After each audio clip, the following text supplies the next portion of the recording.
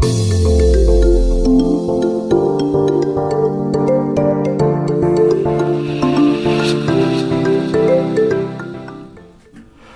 привет, дорогие друзья, другие подруги, здрасте. Век живи, век учись.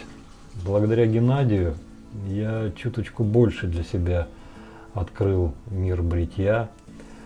Да, тому самому Геннадию, который прислал станок гипс, которым мы сегодня с вами будем бриться. И лишний раз судьба мне так по носу тырц. Ах, Салабон ты, Салабон, как много ты еще не знаешь. Так что вот на тебе, хотя бы вот на это посмотри, дорогой товарищ. Мир регулируемых станков.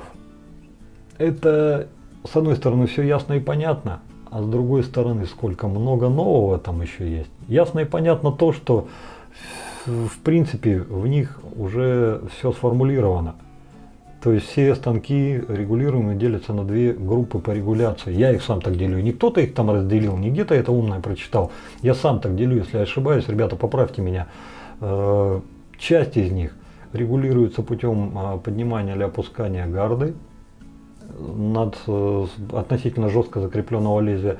А часть из них, это, как правило, бабочки, регулируется путем выдвигания или задвигания внутренних штифтов, которые, опять же, не меняя геометрию бритья, просто поднимают или опускают габ, увеличивают, меняют его размер. А так в остальном есть небольшие вариации, есть небольшие расхождения, но в принципе, по большому счету, все станки похожи. В этом видео мы с вами сравним гипса и рекса, того самого рекса, который вырос из гипса. Сами производители говорят, что да, они там как бы руководствовались там некоторыми вещами из старичка гипса, того самого гипса номер 15 или 17, который был производился в прошлом столетии. Ну вот, более подробно на всю эту картину я вас и приглашаю сегодня посмотреть. Пожалуйста. Непростую тему я сегодня решил затронуть, которая еще ни разу не поднималась на нашем канале. На других каналах я не знаю, было ли это или нет, но, видимо, до всего нужно дойти по-своему, и я вам сегодня решил показать то, на что мало кто обращает внимание. Итак, перед вами регулируемые станки, небольшое количество. Этот материал появился благодаря Геннадию Кострмину, Эстония, Таллин. Потому что постоянные зрители канала прекрасно помнят, как он прислал совсем недавно регулируемый станок гипс 15 номер. Это модель 1936 года, произведен станок в 50 году. И пошло-поехало, стал я цеплять всю эту тему, стал собирать все в кучу, осмысливать и пришел вот к тому, что сейчас хочу вам сказать. Что, собственно, на сегодняшний день представляют в мире все регулируемые станки без исключения? Это те станки, которые, как бы знаете, все в одном, способны благодаря тем регулировкам, которые на них присутствуют, менять свой характер бритья. То есть они могут брить более агрессивно, менее агрессивно, более мягко, менее мягко, благодаря тем настройкам, которые вы на них производите. У каждого станка с этой целью есть специальные указатели. Вот видите, рисочка будет обязательно, и вращая, меняя настройки, вы можете выставлять как минимальную, это будет означать, что вы бреетесь мягко, так и максимальную, что будет означать, что в данном случае вы поставили самое агрессивное бритье. Но на этом все и заканчивается в общей литературе, а о том, что эти станки могут быть разные по типу, почему-то никто не говорит. Может быть, из-за того, что все и так это понимают, может быть, из-за того, что этому не придают значения. Но для тех, кто знает, ребята, вы можете спокойно пропустить. Я бы хотел все это рассказать для новичков. Так вот, новички, все станки, регулируемые на сегодняшний день в мире, делятся по двум типам. Первый из них, раз, два, три, четыре. Это те станки, где, вставляя лезвие, давайте я вам покажу подробнее, регулировка качества бритья, агрессивности, мягкости достигается путем изменения гапа. Вот обратите внимание, на рексе сейчас стоит единичка. И посмотрите на лезвие. Видите, какое расстояние от кромки самого лезвия до нижней гарты. Вот это расстояние и именуется гапом. Так вот, зазор между лезвием и нижней гардой вот на единице он такой. Теперь берем все это и аккуратненько выкручиваем на шестерку. Обратили внимание, да? То есть насколько он стал больше, насколько он увеличился. Так вот, по этому типу регулировки работают очень-очень многие станки, в том числе и предстоящий на обзоре гипс номер 15. Но не все. Но есть и другие станки. Это все жилет-слимы, это все фэтбои, как вот этот данный товарищ. Они регулируются несколько иначе. В инструкции для всех этих станков обязательно будет указано, что регулировка происходит только при открытых шторках. Почему? Потому что, открывая шторки и вращая вот это вот кольцо, сейчас вот оно видите на единице, мы даем возможность подниматься или опускаться вот этим шпенькам, которые внутри находятся. Вот видите, вот слева 2 и справа 2. Сейчас на единице они занимают такое положение. Обратите, как высоко они подняты над нижней плитой. Вот на единице. А теперь, зафиксировав станок, я буду крутить и смотрите, что происходит. Шпеньки поднимаются. Вот мы их опустили. А вот мы их подняли. Это сейчас на девятке. Тем самым, поклав лезвие, закрыв шторки, мы шторками прижимаем лезвие к этим шпенькам и создаем новую конфигурацию. Давайте, наверное, начнем с единицы. Вот как сейчас есть. Закрываем шторки, смотрим. Гап, обратили внимание какой? А теперь обратите внимание на лезвие под крышкой. Какое оно положение занимает. Теперь делаем следующее. Это все единица. Открываем, загоняем все на девятку. И закрываем шторки.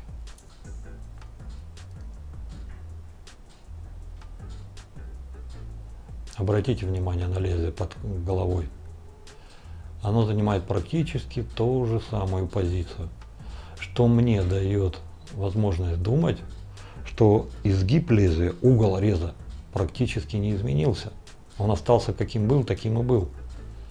Зато гап, посмотрите. Гап увеличился. Были у меня, конечно же, шелудивые мысли, что а что если заморочиться по поводу станка, который будет регулироваться не при помощи изменения гапа, а, допустим, при помощи изменения угла реза. Но мне кажется, это слишком заморочено. Но, тем не менее, факт остается фактом. На сегодняшний день есть два вида регулируемых станков, которые регулируются несколько поиначе. Ну все, о двух видах рассказал. Теперь оставляем основных виновников сегодняшнего торжества. Это гипс и рекс. Когда у меня на канале появился рекс, я был счастлив, ребята.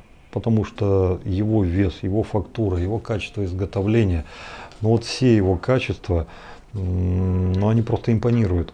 Ты берешь его в руку, его упускать не хочется. Внешний вид смотришь и налюбоваться не можешь. Качество исполнения зашкаливает.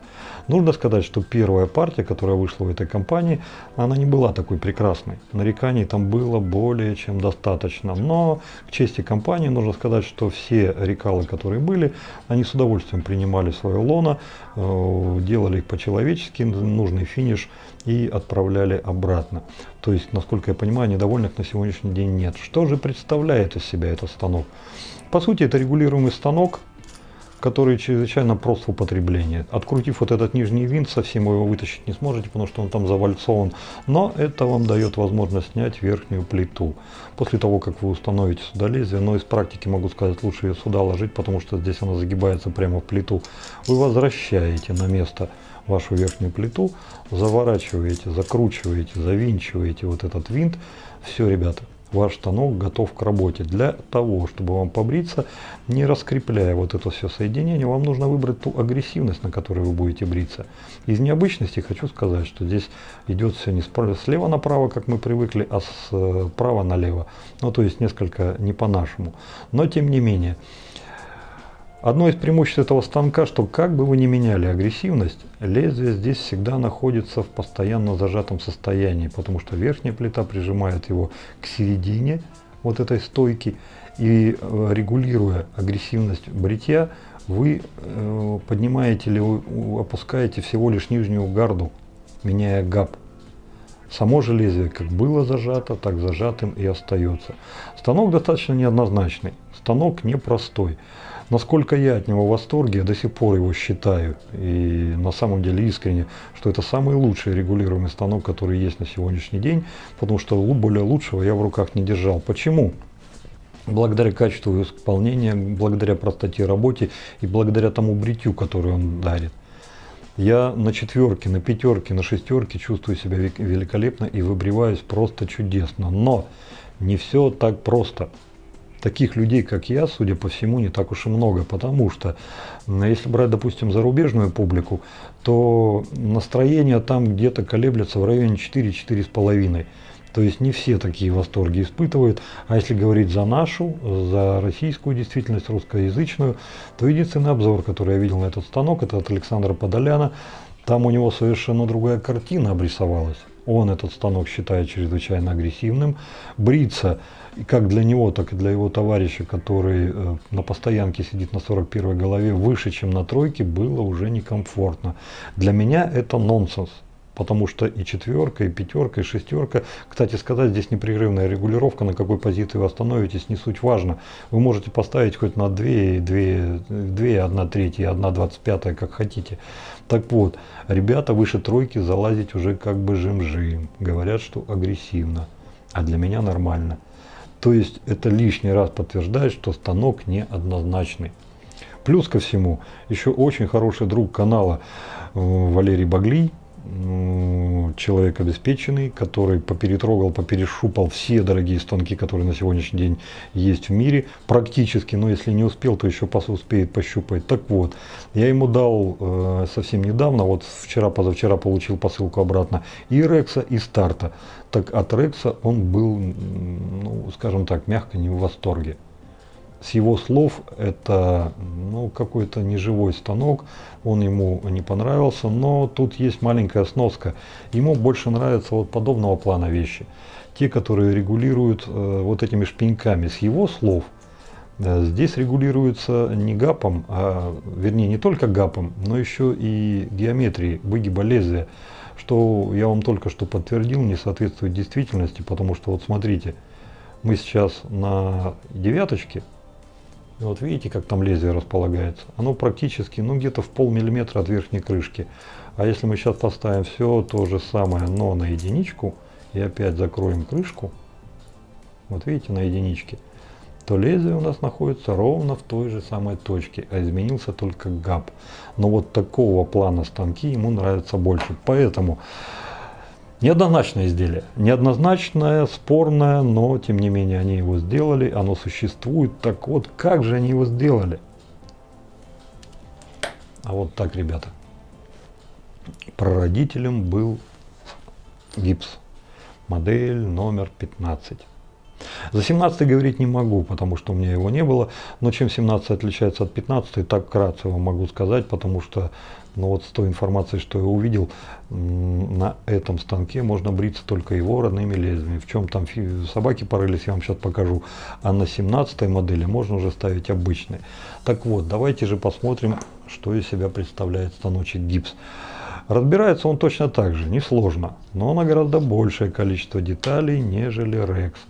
Открутив вот этот винт, мы можем снять ручку.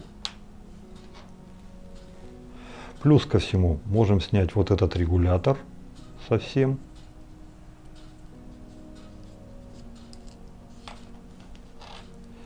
После этого снимаем нижнюю плиту. После этого снимается с верхней плиты вот эта пружиночка. И после этого верхняя плита разбирается на две вот такие вот составные части. Это все части, из чего состоит гипс. Принцип работы. Как же все это работает, функционирует на гипсе? Делаем следующее. Так. Вот сюда ставим пружинку, нижнюю плиту, потом вставляем этот вкладыш Потом собираем верхнюю плиту. Это нам нужно для того, чтобы мы смогли поставить на место регулятор. Ставить регулятор нужно внимательно, потому что здесь есть вот такая вот плямбочка, указатель. Он нам будет показывать, на какой степени агрессивности в данный момент мы находимся. Накрутили. После этого возвращаем гильзу. После этого вставляем винт. Все. Мы собрали наш станок, который в принципе готов к работе. Для того, чтобы на нем работать, откручиваем винт до тех пор, пока снимаем верхнюю плиту. Винт, к сожалению, выпадает. Тут надо разбираться. То есть, ну все, вытащили, тут уже выпал. Все. Посмотрите, в чем тут нюанс. Это английская компания, которая произвела во Франции этот станок. Не новичок. Это серьезная контора, которая занималась своими бритвенными и всякими мыльно-пузырными делами, еще начиная, по-моему, с 18 или 19 века. И там и мыло, и помазки, и чего только не было. Так вот, у ребят настолько выросла корона, настолько они семипядей во лбу себя почувствовали, что решили сделать станок только под свои лезвия. В этот станок, по их терминологии, можно поставить только их лезвие. Зато их лезвие можно поставить практически в любой станок. Что же это за лезвия такие, финдиперстовые? Благодаря Геннадию у нас есть и они. Посмотрите, какая прелесть. Уж не знаю, выпускаются они сейчас или нет. Не удивлюсь, если нет. И скорее всего этому лезвию, точно так же как и станку, под 40 лет. Обратили внимание? Вот здесь вот с торца есть такие пазики, выжимки. Только не спрашивайте, что значит 1 и 2, ребята. Я вам не скажу, я не знаю. Так вот, этими пазиками устанавливаем лезвие на эту площадку. После этого одеваем верхнюю плиту, вставляем винт. И все. Наш станок готов к работе. Шкала регулировки включает в себя от единицы до шестерки. Посередине у нас будет стоять вот такая буковка N, нейтрал. Ну, она символизирует третью позицию. Якобы с этой точки вот у нас тут вроде как все обычное бритье, это, ну, повседневка, средняя агрессивность.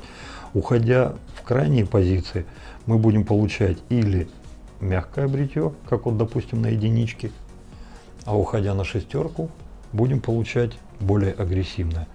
На единичке посмотрите на ГАП.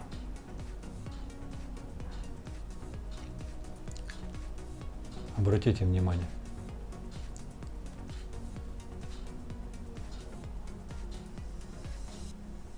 Запомнили, да? А теперь уходим на шестерку.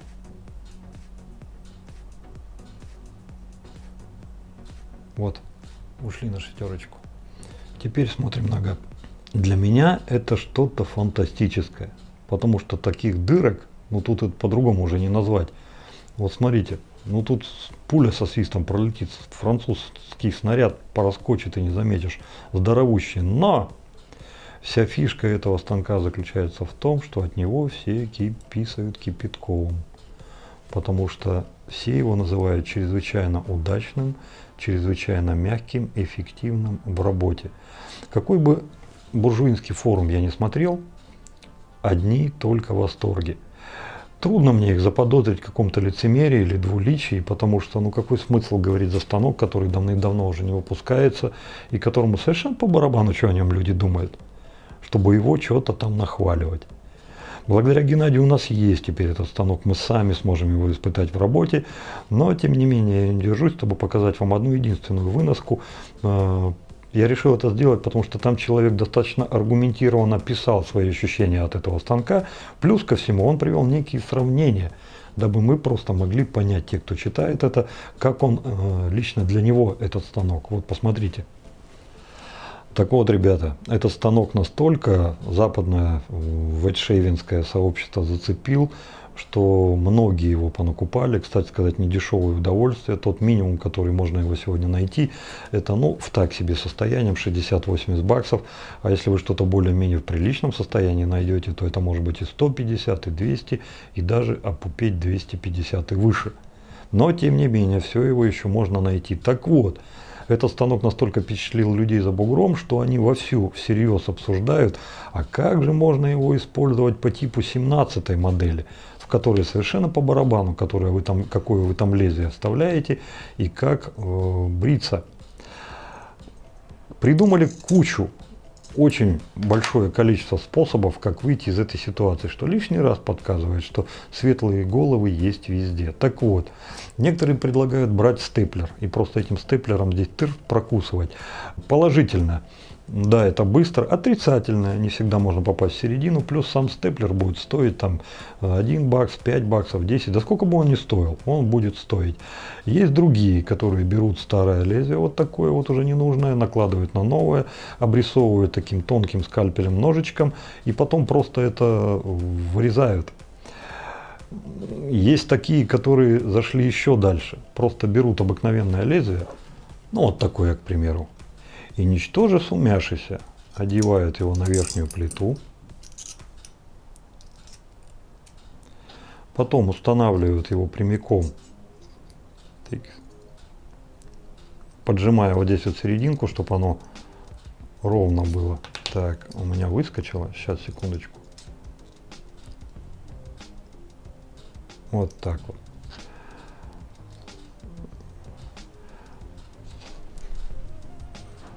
Но это, конечно, тот еще способ, потому что тут надо ровненько все устанавливать. Вот видите, вот у нас ровно сейчас. Потом после этого зажимают. И что они делают? Они просто вот так вот делают тырц. Так, наверное, чуть-чуть поджимают все-таки, да? Да, чуть-чуть поджимают. Да, выравнивают. После этого просто вот так вот делают. И закручивают совсем. Я когда первый раз это увидел, у меня чуть матка не выпала. Думал, как так? Ёперный театр, гробить станок. Но нет, тем не менее они это делают. И я понял почему. Потому что здесь нет тех частей, которые вы в принципе могли бы потревожить таким способом. Видите, здесь винт-то напрямую выходит. Если вы когда вот так вот поджимаете, то ударяя вот таким макаром, у вас просто вот это движение происходит. И по сути вы нигде ничего не коробите. Так что же у нас получается, если мы так сделаем? А получается у нас следующее. Мы сами делаем те выбойки, видите, да? Лезвие достаточно хрупкое. И оно у нас... Так, теперь уже мы его спокойно можем опустить на плиту.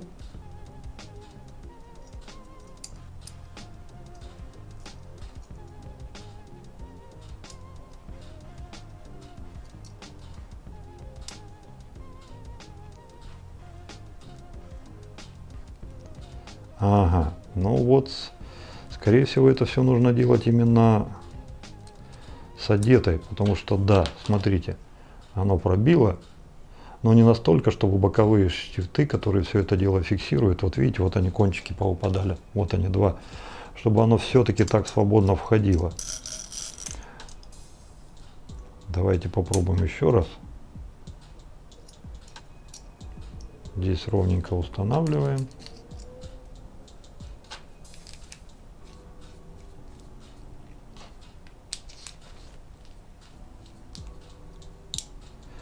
Ну, так как мы там уже наживули, нам снова стучать нет необходимости. Все, ребята, вот таким вот макаром люди и выкручиваются. Пишите в комментариях, что вы думаете на эту тему, как бы вы поступили в сходной ситуации. Но а бриться в первый раз мы, конечно же, будем на родном лезвии, которое у нас есть благодаря Геннадию Костромину, за что ему огромное спасибо. Он целую пачку прислал, бриться, не поперебриться. Но начнем мы вот с такого, вот в такой вот красно, ну, французский, да, вариант, красная, синяя и белая полоса. Так, ты где? Ну, с таким, конечно, удобнее. Что, поставил и не паришься. Тырц. И, кстати, еще один нюанс, еще одна особенность. Благодаря тому, что вот конструктив станка состоит вот из подобных элементов, на Западе распространена очень большая волна кастомизации. Многие делают дополнительные гильзы. Из всего попало. Нержавейка, дерево, кап, там какие-то драгоценные материалы, там что только не делают. Плюс ко всему, Многим кажется, что эта ручка короткая, и они удлиняют до 90 мм. Делают специальные переходники насадки, новые гильзы точат и работают вот таким макаром. С этим же станком в общих чертах я вас познакомил. Устанавливаем на нейтральную по-русски третью позицию. И вот таким красавцем в таком положении мы с вами сегодня и побреемся. Добра, счастья, радости. Берегите себя, берегите своих близких. Дай вам Бог здоровья. Пускай у вас всегда все будет хорошо. Ну и пошли бриться. Насколько подробно постарался рассказать вам про регулируемые станки. И потихонечку начинаю приходить к мысли, что я, пожалуй, соглашусь с Геннадием и на основе вот этого гипса попытаюсь сделать что-то наше, российское. Не содрать один к одному. Да и тяжело это сделать, потому что как бы вы ни копировали, все равно возможно разночтение. Возможно разночтение, и станок станет уже другим. Хотя, несомненно, конструкция достаточно удачная и великолепна, потому что все буржуазное сообщество, а только оно и практикует этот станок в России, про него даже, наверное, мало кто знает. Так вот, оно от него кипятком писает, говорит, что да, вот это sehr gut. Так вот, в голову пришла следующая мысль. А что если взять за основу ту конструкцию, которую уже люди хорошо знают, которая успела себя зарекомендовать по шкале, допустим, агрессивность, эффективность, качество достаточно высоко. И на основе вот такой конструкции сделать станок, но уже регулируемый. И даже расширить пределы. Если в базе, допустим, этой конструкции минимальный порог это 0,69, его не трогать, его так и оставить, а максимальный, который на сегодня существует, это 1,18, поднять, допустим, до 1,25, потому что прецеденты уже есть. На старте с 1,25 дядя Федор побрился, и он говорит, я вообще не понимаю, почему вы эту плиту не будете выпускать, потому что она огонь, реально огонь. И вот в этих пределах попытаться замутить что-то регулируемое. Первый регулируемый станок российский из нержавейки. Но вообще в принципе не первый, потому что со слимов в России уже наделано немало, но все они делались в прошлом столетии. Но из нержавейки, по-моему, насколько мне известно, не сделали ни один. А все эти консулы, юбилейные, идеалы, ну, они из других каких-то материалов были, но не, ну и на основе слима, жилет слим. Вот такая вот мысль в голову все-таки пришла. Подумал даже о Гибсоне 14. Была вначале мысль, что сделать какой-то регулируемый такой, чтобы регулировать агрессию станка не только гапом, но еще и агрессией. Но это, наверное, будет действительно масло масляное, и, скорее всего, ничего хорошего из этого не выйдет. Потому что, ну, гипс, например, через это уже прошел. Их 14-я модель, она сама по себе была такая. То есть у нее на крышке даже было указано плюс и минус. А если в разрезе посмотреть, вот сейчас я вам схему покажу, то все изменение сводилось к следующему. Гап одинаковый, но крышка другая, которая меняла угол реза. И те люди, которые пытались бриться этим станком, в конце концов все говорили одно и то же. Запутался в сторонах, не делал никакой разницы и брился как брился. Это вот регулировка агрессивности углом наклона лезвия. Ну, по отношению к лицу. Поэтому все-таки, наверное, гап. Гап за основу возьмем. И если Бог даст, то может быть даже еще и в этом году появится регулируемый старт из нержавеющей стали. Ну вот пока такие вот мысли в голове. Ну что ж, это, пожалуй, было и все. Теперь уже точно можем идти бриться. Тем более, что дятлы перестали уже точить наш дом. Догоняйте, пошли бриться.